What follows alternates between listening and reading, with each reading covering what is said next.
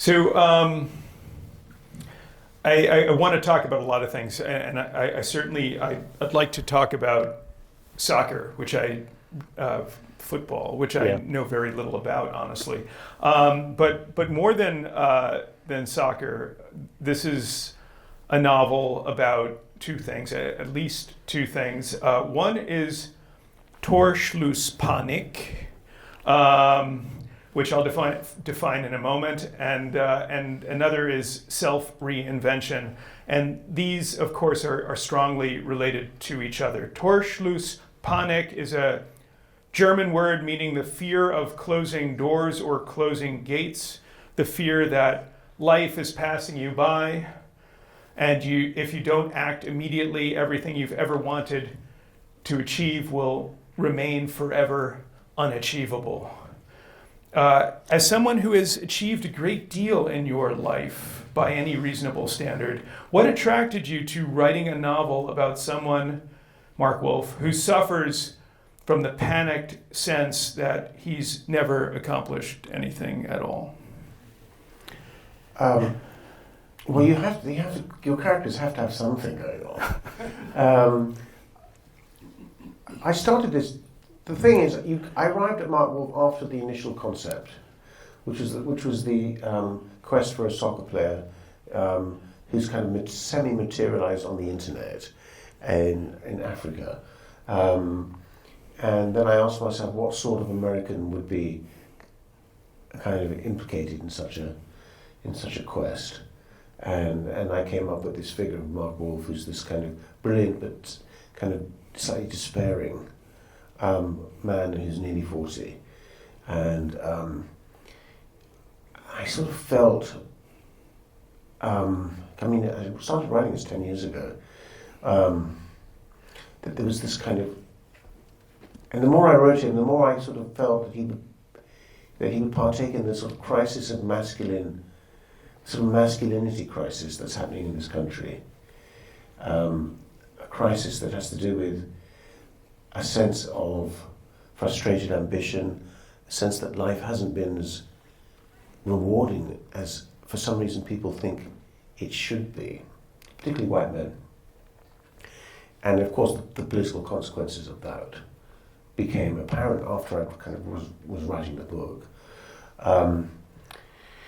So that's where Mark Wolf sort of comes from.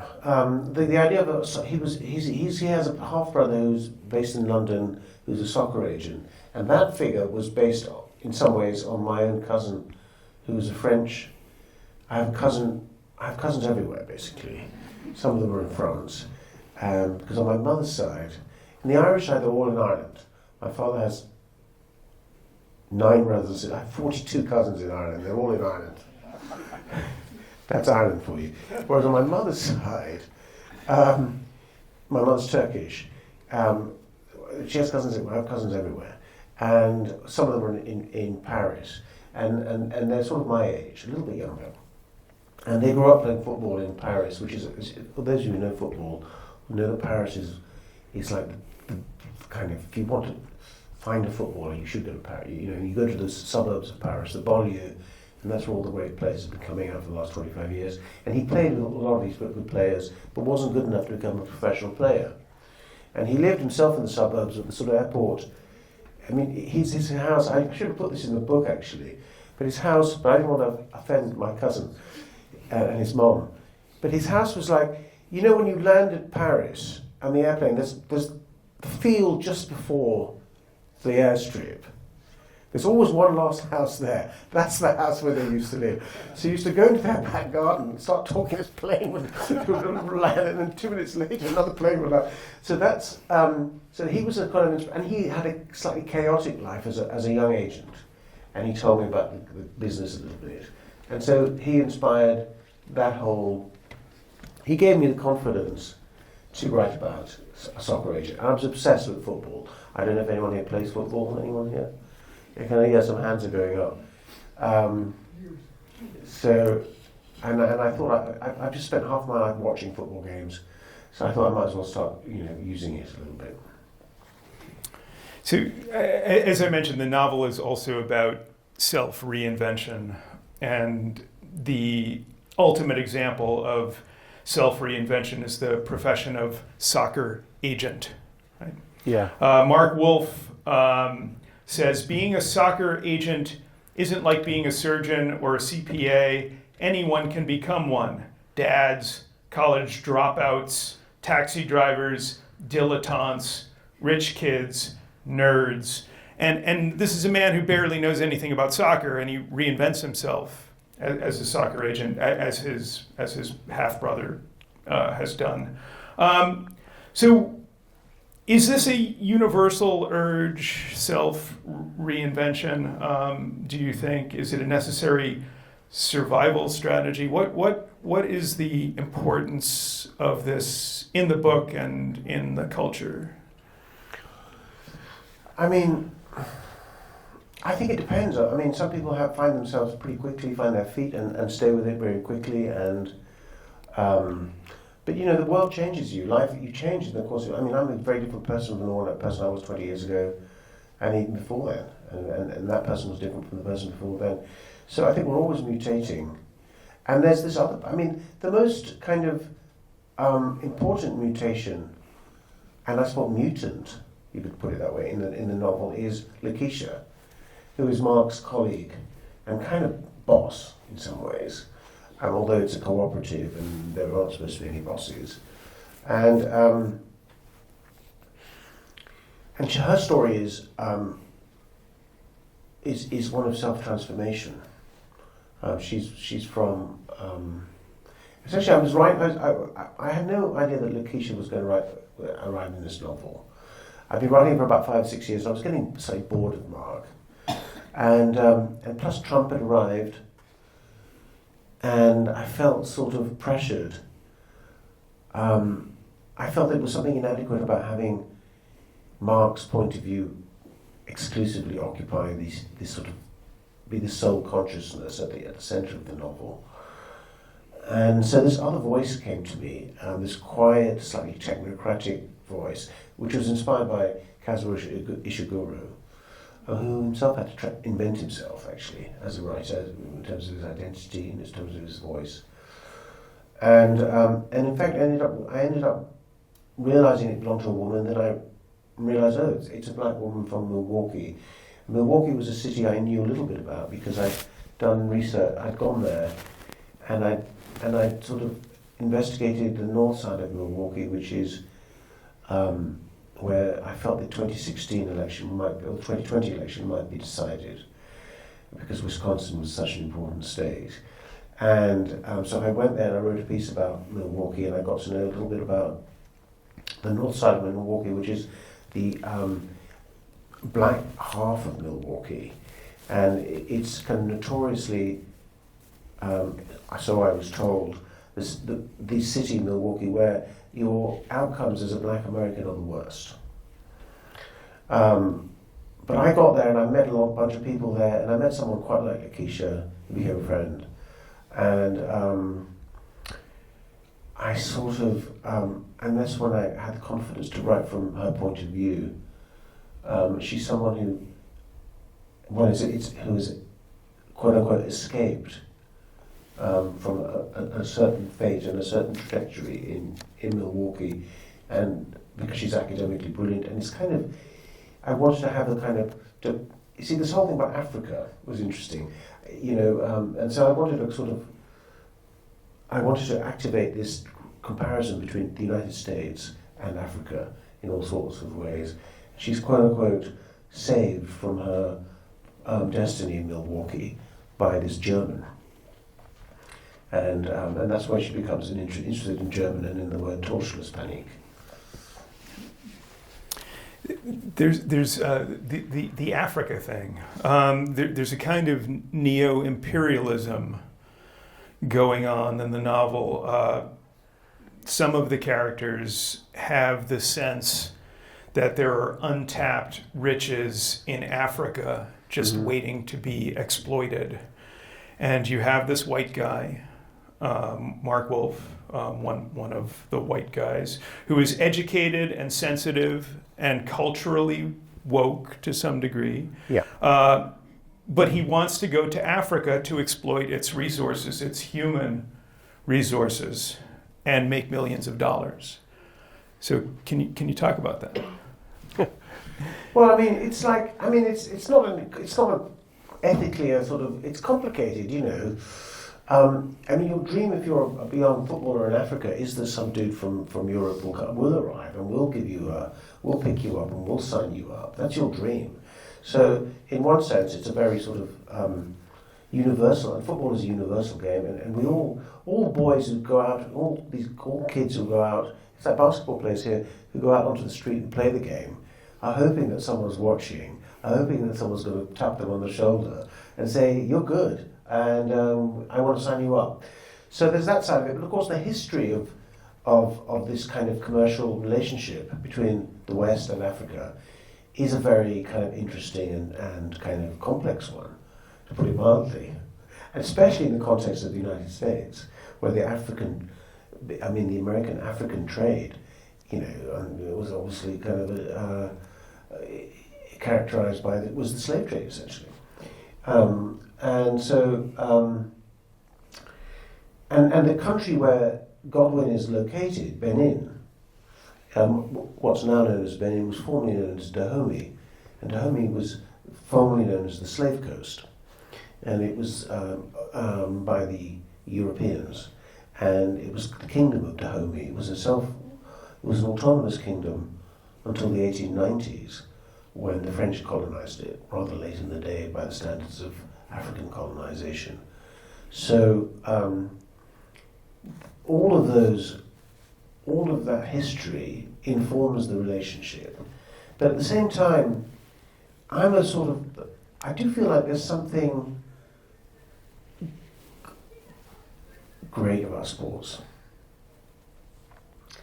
even though it involves so much money. You know, it offers also, I mean, we can talk about what sports offers later if we go, but anyway, so I feel like it's a sort of complicated ethical system, but it's undoubtedly neo-colonial, because all the power is with the American in this case. So let's talk about sports. You've written a couple of novels in which sports feature prominently, cricket in Netherland, about recent immigrants to America who play in a cricket league on Staten Island, and soccer, of course, in Godwin. So why sports? Well, as I said, I spend most of my time thinking about it, so I might as well write a book about it. You know, and also it is obviously like getting more and more important sport than it ever was. I mean, as the importance of religion in some ways declines, or certainly the practice of religion and church going declines, the practice of sports going is increasing, and sports is a very sort of global phenomenon now. Like if you go to Benin, as I did, you'll see children wearing kind of football shirts of, you know, players from around the world, and watching games from around the world, and of course it's the number one sport, and so from my point of view it's sort of it partakes of this other culture. I mean, because I don't really have a national culture. I mean, I have a bit of an Irish culture, I've got a bit of an American culture, I've got a bit of a French culture, you know, Turkish, but I've definitely got 100% of football culture inside me, and I feel like if you travel around the world and you talk and you wear, let's say you wear a Manchester United shirt, oh well, actually I better think of a different club now.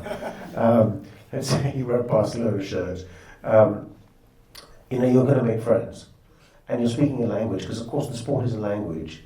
And as soon as I play football with someone or watch football with someone, all our respective differences, which are obviously significant, would evaporate in favour of this kind of distilled, kind of rules-based experience of football. We would share that together. So it's a bit like eating a meal which everyone eats. And forgive this question, but what are sports? Are they a sublimation of wild ambition of some kind? Are they a substitute for battle? Are they a vicarious experience of superhuman ability for the fans, the spectators? Why does anyone care so much about sports? Well, I think all those things. And a lot of people don't care about sports as well. I think all those things. But I also feel like it's a kind of...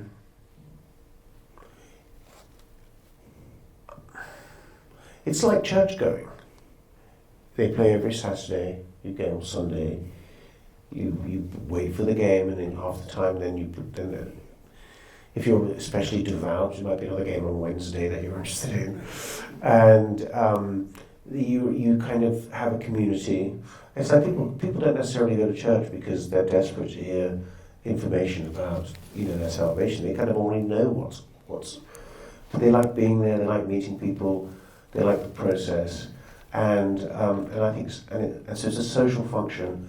And in the digital age, it enables you to kind of join in all these now. In modern football, of course, there are all these online communities and YouTube channels and stuff, which unfortunately I spend a lot of time watching, where people just talk about the same thing again and again. I'm a Manchester United fan, so it's been a horrible decade. The whole world, as far as I can see, is terrible, from what I can see. And I actually blame this what's destroying this country is actually destroyed my football club. These oligarchs, these American kind of arsehole oligarchs. Anyway, I'm getting distracted. Sports, yeah. So there's lots of people have different things out of it, and that's why I think there's so many. And of course, the great thing about football and sports generally is that women are getting much more involved, and the culture of football has expanded to. My daughter's a great football fanatic now, and so so it's broadening. It's well, like every human activity, it obviously has its problems. There's a crusty old French soccer scout in the novel Lefebvre. He's charming and repulsive at the same time. He's full of wisdom and he's also full of shit often. He says that Americans play soccer the way he speaks English in translation. Are you often in the role of having to translate, to explain soccer to Americans who have an imperfect and superficial understanding of the sport? And in some sense, Mark Wolf is getting this education in the course of the novel. I actually think Americans really understand the game a lot. There are lots of Americans who really know the game now. It's not like writing about cricket, which is really, compared to that novel I wrote about cricket, this one was a piece of cake. I know. I find that I think Americans really do understand the game now, and the history of the game is another thing. That's what Lefebvre is interested in. He's an older guy in his 70s. He remembers a lot of the players that I remembered as a kid, and he sort of carries inside him the memory of all these great players who were never captured, never filmed. I grew up worshipping Georgie Best, but I never saw him. He was all hearsay, but we all worshipped him. We had and we revered him, and Bobby Charlton and all these players. We all revered a Manchester United team that had died in a plane crash in 1958, before I was even born. So the game was already mythic and important, and it's certainly in my family and in my mind. And whereas now, if I'm an American spectator, I can actually watch 50 games a week if I want to. And a lot of them do. A lot of Americans do. Americans love sports, apparently, and they are. A lot of soccer really is the story of soccer really is really grabbing people. But I have to say that I'm a big admirer, more than a fan, of the American football, because it's such a great. It's something like limited number of games. Every game is important, and. The knowledge that the spectators have incredible knowledge of the players and the teams, And so there seems to be, it's a very well organised sport, but again, I don't follow it myself. I'm just going to ask you a couple more questions, and I'm going to turn it over to all of you. Kind of a peculiar question, but one of my sons is a passionate fan of European soccer. And since he was little, he's been sprinkling his conversations with Afro-Caribbean slang. He calls me bruv, Yeah. and blood. He does? And my wife also. He calls my wife bruv, which is bro with a V, and blood and fam. So what is that about? That's it, fam. Blood, that's it, fam. It's London, isn't it? No, it's this new thing. Like London used to be hello, Cockney, hello, but now it's changed. And a lot of London, a lot of the London kind of accent and idiom is now a fusion of kind of Jamaican, Cockney, and South Asian. And that's what your son is talking, yeah. Right. But bruv has actually fallen away a tiny bit now. It's more bro now. Oh, is it? Yeah, bro. And the reason I bring this up is because of Jeff, the half brother of Mark Wolf, who is a fraud in all ways, and in adopting this, this dialect, that kind of is just one of his ways of being kind of inauthentic, perhaps. Well, I mean, everyone, everyone has to, people change the way they talk, and that's it. If you want to play in the football, that's how footballers talk, isn't it? So, last question, and he does say "in it" sometimes, which I wouldn't have gotten except I had a friend from Peckham who said "in it" all the time. Yeah. So neither of your protagonists, Mark Wolf or Lakeisha Williams, are immigrants. At the same time, I couldn't help but think of this as an immigrant novel. Classically, immigrant novels are about explaining one culture to another, and this novel is at least partly about explaining global soccer culture to Americans who lag in their understanding despite the massive popularity of the sport. Is that fair to say? Is it fair to think of this as a kind of immigrant in the tradition of immigrant novels?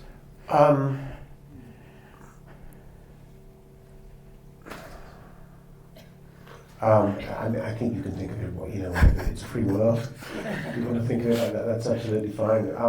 I don't think any of my novels, the immigrant narrative is an American one.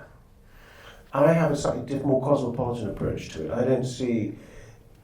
I don't really understand American culture that well, or immigrant culture that well, but what I'm interested in is those spaces where, although I love reading American novels, which is kind of super American, Ralph Ellison and, Raymond Carver and people like this. I love all those novels. Philip Roth, a very American writer, although immigrant in some certain ways. I'm more interested in the cosmopolitan kind of idea, which is that the idea of an interaction of characters and a population of characters that is challenged with the other in all sorts of ways.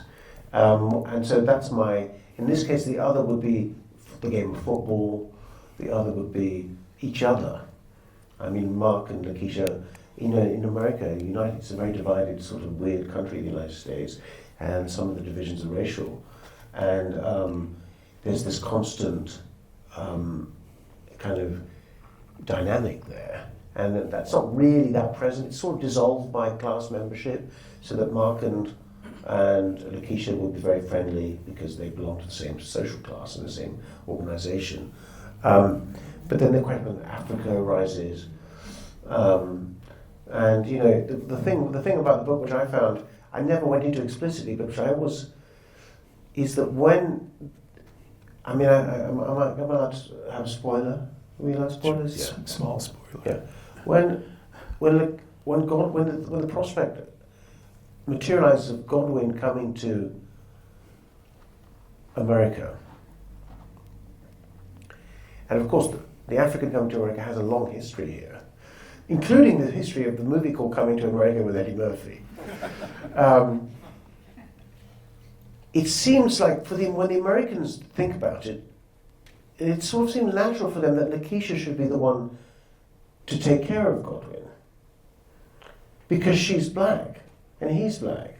But of course, if you're from outside America, that's not a natural, that's not necessarily a natural or automatic equation. People outside America are much more interested in where are you from? Are you from Senegal, or are you from Ghana, or are you from, there would be all kinds of questions like that would have to be investigated. I don't know if we have anyone from Africa here. Whereas the kind of racial universalism that happens here is applied to Godwin, not just by the people who receive him, but by everyone around him. And it's almost like his nationality and culture kind of disappear, and he becomes, or potentially are submerged, and he becomes accepted as a kind of American, and he's immediately subjected to the kind of rather problematic kind of, although it's not really something the book investigates, but by implication, the somehow problematic kind of sort of thing which of American neuroses around history and race. And he's immediately, it's like if you're, for me, interesting thing for me about Lakeisha, one of the interesting things is that she's American. And I distinguish that from Afro-Caribbean, which is a culture I'm very familiar with. I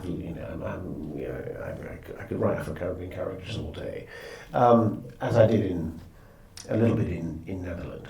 And one of the things which kind of is interesting for kind of from the Afro-Caribbean experience in New York, which is where I live, and elsewhere, is the sense that the immigrants from the Caribbean, let's say if you're a black immigrant from the Caribbean, you're immediately confronted as a parent with this question of your children adopting. How American are you going to let your children be? Because it's a complicated question, and there's a lot of identity and difficulty involved in it for the parents. And I know this because a lot of my friends are in this situation. We have these discussions. What do we do if you're, how do we preserve our identity, and in some ways resist the kind of more problematic, or not necessarily more problematic, but slightly different history that kind of a more classically African American person would have, such as Lakeisha. So it's all very rich and dark and interesting. Questions? Someone have a question? I can bring the mic to you. Or Mark can continue to ask more, and you can continue to think.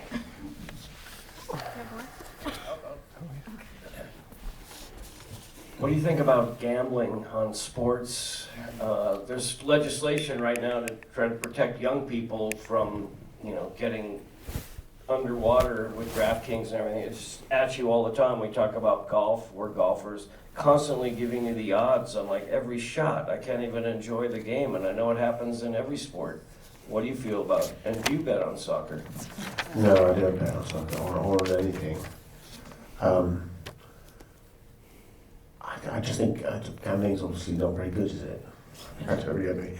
It depends. Some people will obviously enjoy a bet, other people, will, as you say, will get. But the the sport in England became completely owned by the gambling industry for a while, and that's slightly changed a little bit. But you can bet on, it's so corrupting as well. Like you bet on yellow cards, you bet on a foul happening in the 53rd minute, and the players become implicated in the betting. And it's so weird, like you think, well, why, you're so rich, but then you bet on the second or third minor league games for the yellow cards, and of course those players aren't making much money, and you can bet a lot of money, and it's corrupted cricket as well. God, I hate to talk about the corruption. But I agree. I'm not a huge fan of it. It's not good for the sport, that's for sure.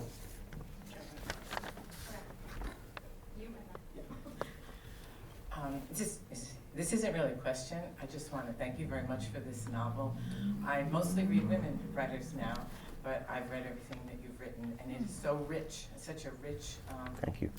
picture of America right now, picture of the world right now, but with a great sense of humor. I laugh out loud all the time when you're writing. And I really want to thank you for Lakeisha. She's a very capable woman, and she comes across that way in the novel, and up against all the odds that she's up against. She's such a clear thinker, but also very emotional and real. And I just think it's a really rich novel, and I really appreciate it. So thank you. Thank you. That's a great question. Thank you. What are you writing next? Joe, to get back to one of the reviews, which described Netherland, I think, as a masterpiece of post-colonialism. How would you define post-colonialism generally, and would you consider yourself a post-colonial novelist? You know, people keep saying that, and I've had forced to think about that, about myself in those terms. And I realized that, of course, I'm Irish. And my family, you know, the thing about Irish literature, which is remarkable in colonial studies, or post-colonial studies, is that it's the best source we have in the English language of life in the colonies.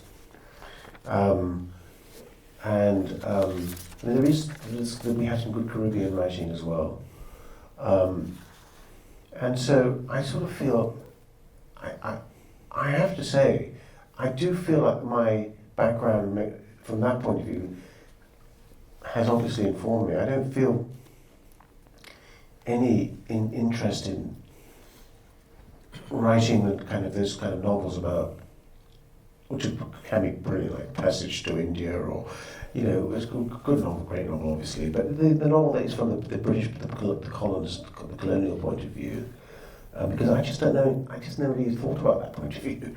And my own Irish family was very political, very much involved in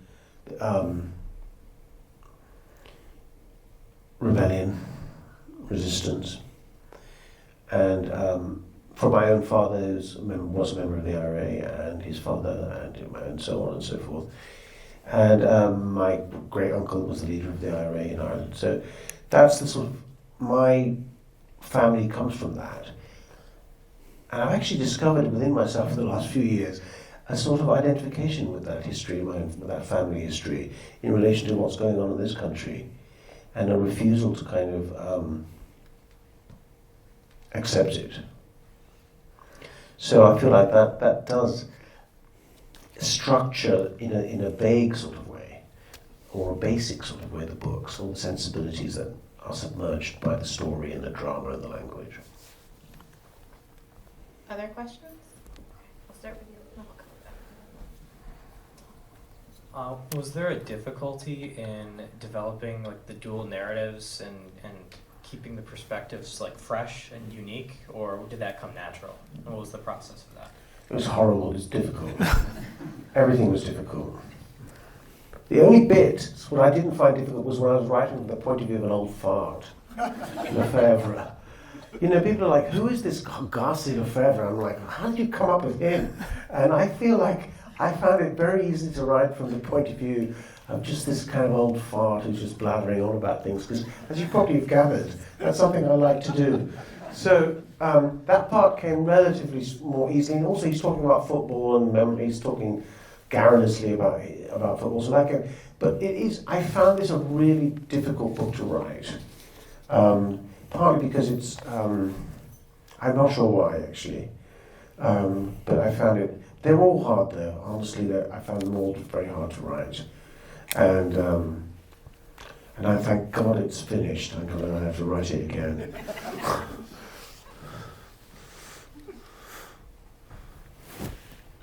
I was just curious about at the end of the. Sorry. Oh, there you are. I was just curious at the end of the book. You mentioned it was so quick, but it like left a lasting impact on me. Was when you mentioned like President Hillary Clinton. There's so much to look forward to, and I was just wondering like how you came to that ending. If you knew you wanted to mention that when you began. I mean, if you wrote it 10 years ago, you probably didn't. I didn't know. I didn't know. I just felt like so I went to Milwaukee, and I met a woman there who was working for a kind of a grassroots organization that mobilizes black voters, and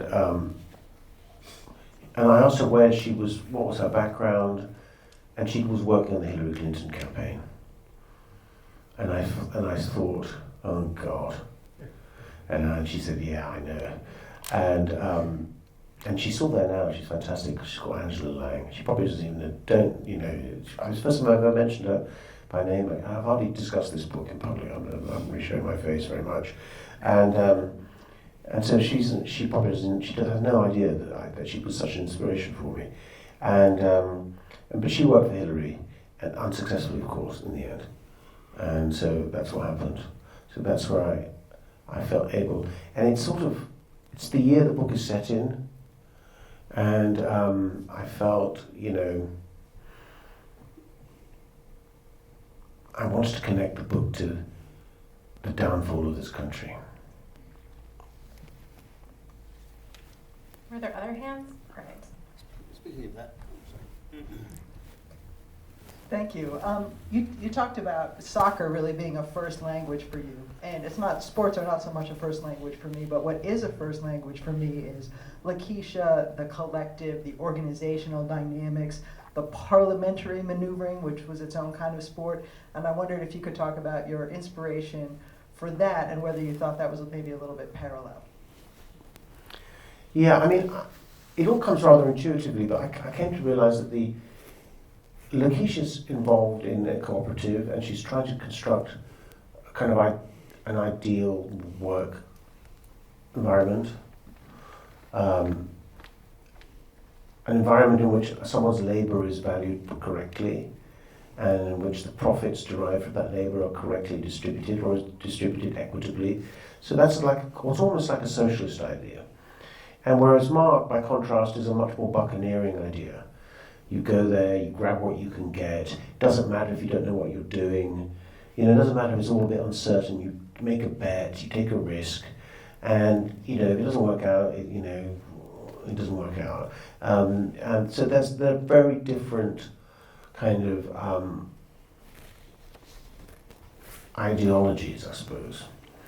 And so that's I feel. And of course, I'm fascinated by the cooperative as an idea, and the history of the cooperative, and of course what Lakeisha discovers is that it's doable to set up a cooperative, but what's harder is to maintain it, and that the cooperative or the constitution, they keep talking about the rules of the constitution of the cooperative, are only as strong as its kind of resistance to bad actors. And she wrote that there is a bad actor in the cooperative, and it proves to be very difficult for her to manage that. And in the end, she comes to question the whole thing, whether it's worth it for her, as you know. So that for me. But a lot of the response to the book is people are baffled. Why are these two stories together? How do they belong together? But in fact, I feel like they're dramatically distinct, although the two narrators are workplace colleagues.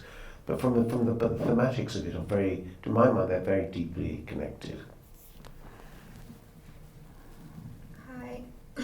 Sorry. Hi. It's clear that social issues and political issues are a big part of the books and stories that you write. So what is the research process like when you find a topic that you want to write about? Yeah. The good news is there's the internet. So you can find anything on the internet. Like if I want to find footage of people playing football in Benin, I can just about find it. And although I went to Benin, the research, I spent 10 days there. And the thing is, if you ever take a trip, I've known writers who've set their novels abroad, and I've said to them, you must have spent a number of years out there. They said, no, I've only spent a week out there, but everything I saw I put in. And so that's basically the rule for traveling. You don't need to travel constantly, and because your book doesn't really, and in fact it's a bad idea to travel too much and get too much, because then you spend your whole book trying to sort of unload all this research onto your pages and spread it like manure on your pages. And whereas in fact you only need a little bit of detail and colour.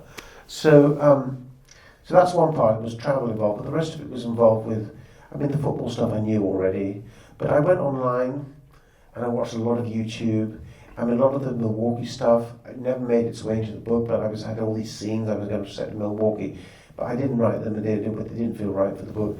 I even had this scheme, I mean, it was a political thing where I was involved in this wild scheme to kind of mobilize the rap community of Milwaukee.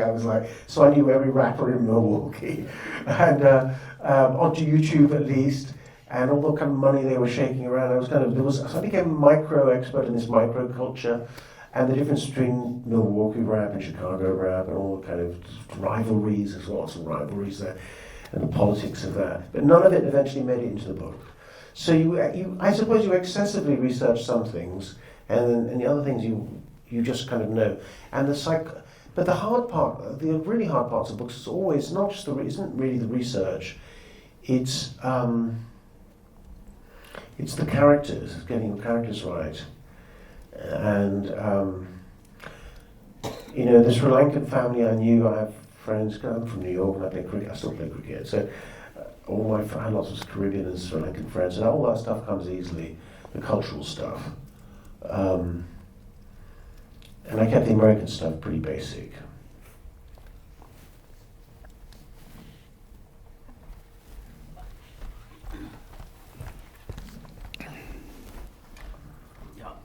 Given your absorption with the novelistic process and also your passion for watching football, which you say you could watch all the time, Well, actually, I'm a bit annoyed because there's a game going on right now.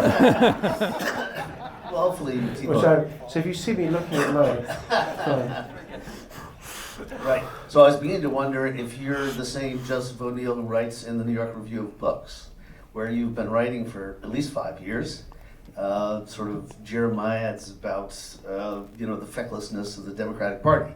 And that's me, yeah. That's you still. That's amazing. Okay, so I don't know how you managed to do that. Obviously, you follow current events very closely. In fact, you have some great suggestions for the Democratic Party. I mean, I think the idea of a daily press conference for the Democratic Party is a great idea. I hope they're doing it. No, it's not going to happen. Yeah. Well, all right. So that's the question: is what about the fecklessness? It's continued even after the election, where they just it's pathetic what's happened so far. I think they'll eventually get their act together. But I don't know. And also, I mean, you talk about having a spokesperson. I'm not sure the AOC really would carry the day. Bernie, I'm sorry, doesn't do it for me. He's great politics, but he's kind of a hectoring old guy, just a little past his prime, I think. And Pritzker is more interesting. But generally, how much time do you spend reading? And I want to basically commend the students here and actually the department. Actually, they should have their own subscription to the New York Review of Books, because that's where a lot of the high-end discussions of public affairs happens, right? And your participation in that is proof of that. So it's curious that you're an immigrant. You're a fairly recent immigrant, I think. It's interesting that you get that platform. But yeah, so how much should we despair here?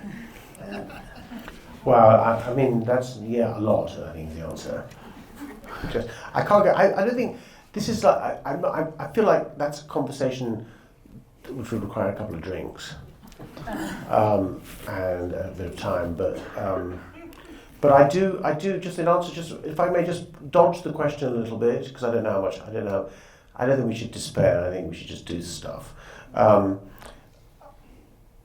I do write a lot of political analysis, not that much, well, a certain amount, but I'm not a columnist or anything, and but I separate that very much from my fiction writing in my head. It's an analysis, because I was a lawyer, so I have this kind of, so I'm a bit of a formalist, so if I'm writing political stuff, opinions, suggestions, I find that that's just very different world from the world of the novelist, which is a world of dreams and memory and invention, and a much more kind of not important world, but a much more satisfying world than the world of politics. Although I I am interested in politics. I wish I could write a novel about politicians, but that's already been. There's a guy here who's covered that ground pretty well.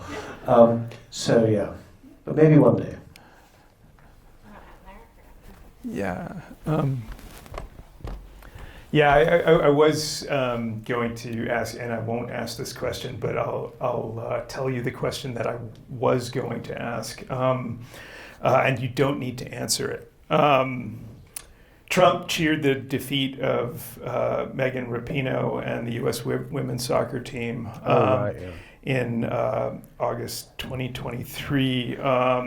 He called women's soccer the wokest of woke sports. He called the team leftist maniacs. There's been a hostility to soccer among certain elements in this culture. I was revisiting Franklin Foer's How Soccer Explains the World, and he quotes commentators, political commentators, and also sports commentators saying things like soccer is the metric system in short pants, that soccer is a socialist game. It's too much about cooperation and not enough about individual achievement. Nonetheless, soccer is America's leading participatory sport, and has been for a long time, and the World Cup is coming. So I don't even know what I'm asking, but I just wanted to throw some of that stuff out there, and you don't need to say anything if you don't want to. In that case, I won't. Joseph O'Neill. Thank you all. Thank you so much. Thank you.